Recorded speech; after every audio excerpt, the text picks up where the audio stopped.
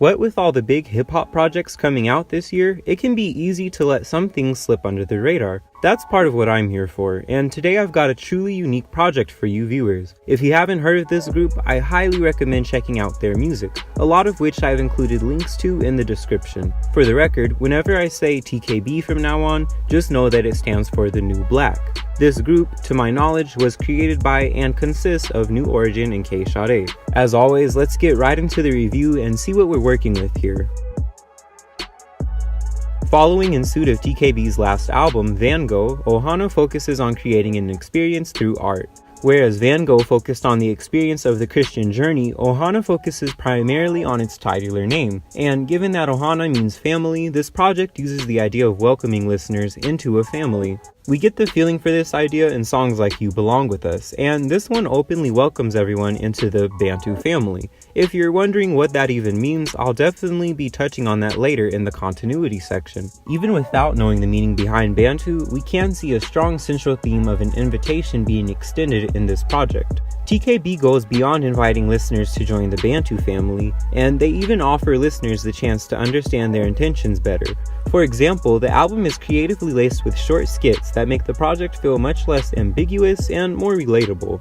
In the skit called Yin, K Sade relays a proverb-like message in a mystifying way that feels ancient but soothingly relevant to the current flow of life and issues. She encourages listeners to realize that, like her, we can use the art that God made to glorify God himself, the one true artist. She suggests a sense of balance in making art, however, and I think it's an important one.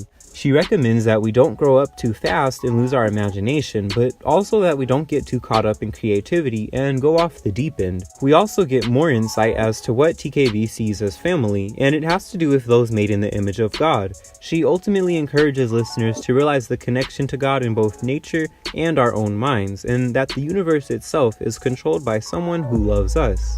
On a quick side note, if you follow me on Twitter, you've probably noticed that I'm quite vocal in my support of these two, and part of why is because of what I explained about K Sade's skit.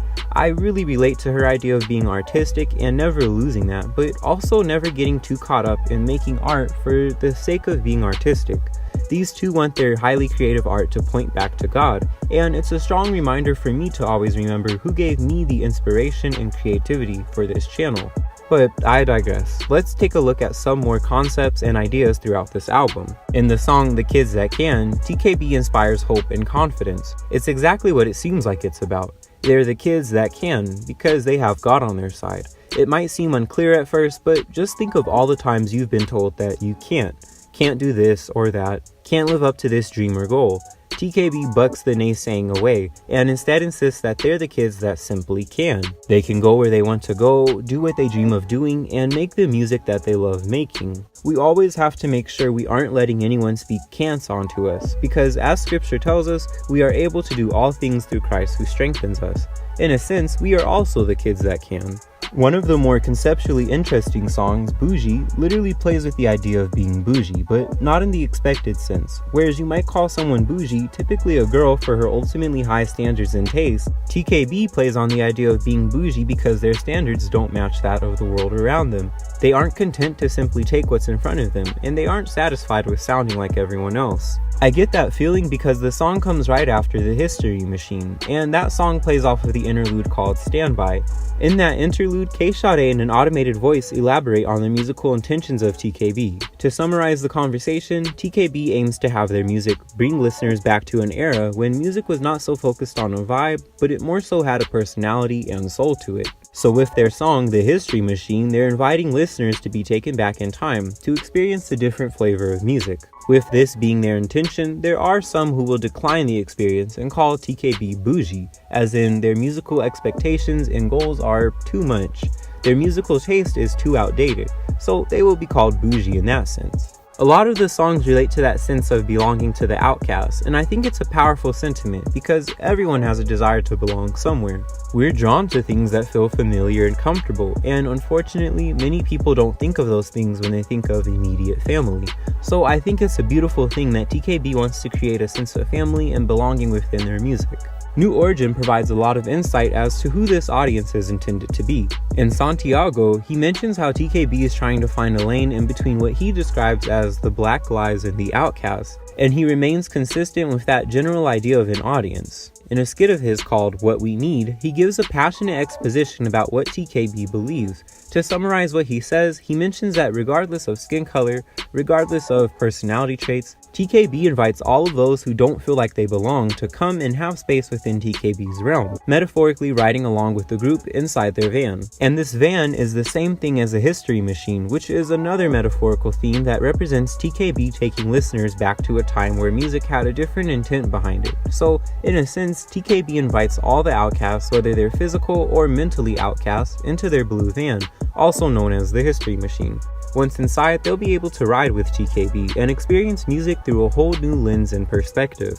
As you guys can see, this music runs quite deep, and all of the songs feel conceptually connected despite not being story-driven. For example, the song Letterman feels like the unabashedly proud response to their critics calling them bougie. In spite of the names being thrown their way, TKB will wear their Bantu Letterman jackets and continue exposing the world to their music, continually inviting the outcasts to come and ride in their van.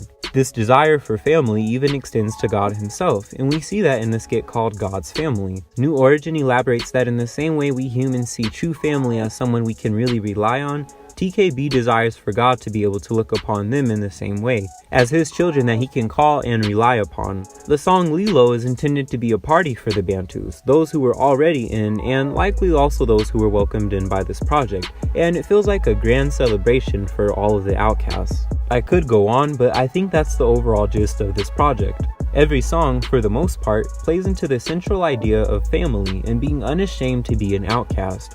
It's explored in both profoundly deep ways and also in obvious and easily appreciated ways. When you consider TKB's goal of taking listeners back to a time where music had more personality and soul, this album's musical tendencies become much clearer.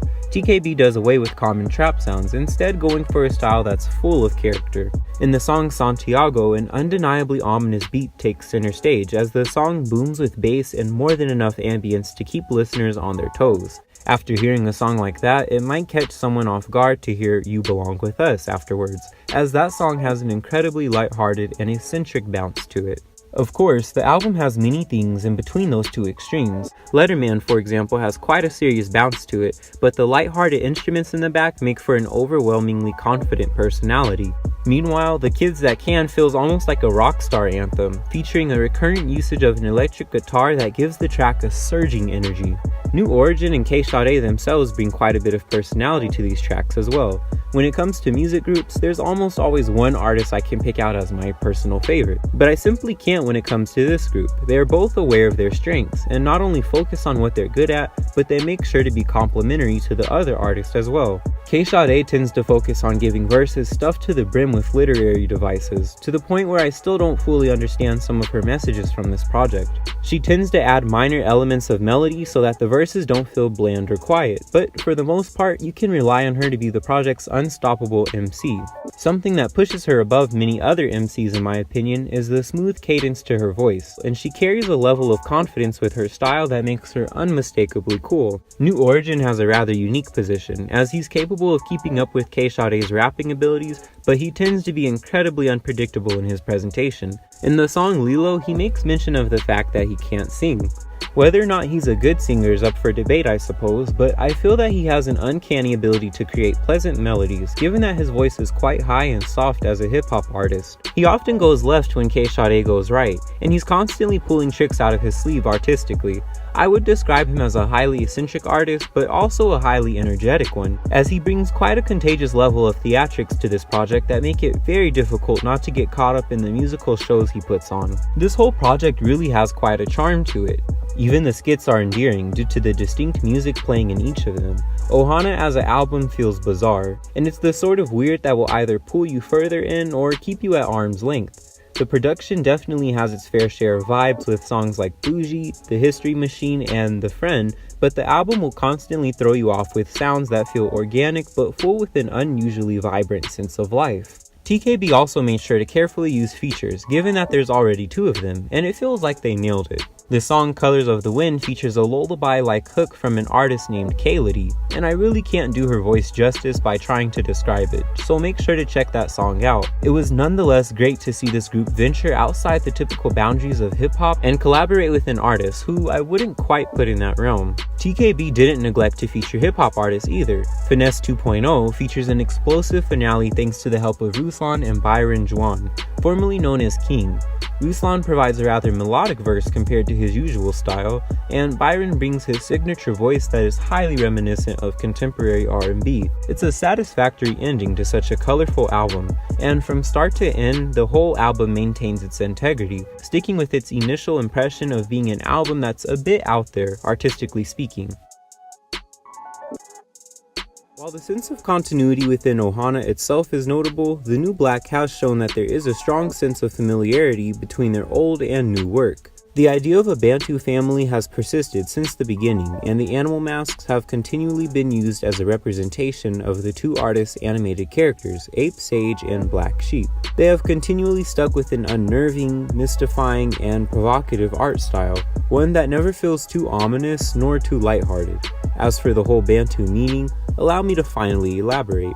Aside from the acronym it stands for, Bantu refers to Bantu knots, a hairstyle of African origin. On a physical level, someone with Bantu knots would stand out, particularly in American culture, due to the strong contrast it would make to current popular hair trends. Society just might make the person wearing it feel awkward or weird. On a deeper and mental level, someone who is inwardly a Bantu is simply different for the way that they think and they behave.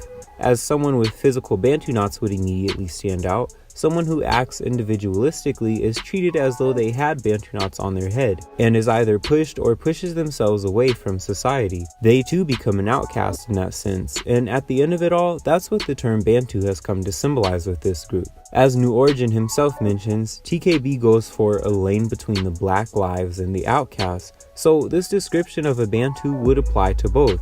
It applies to black people because we're something like physical abnormalities in Western society, and it would apply to outcasts as well, who are treated differently for the way they think and act.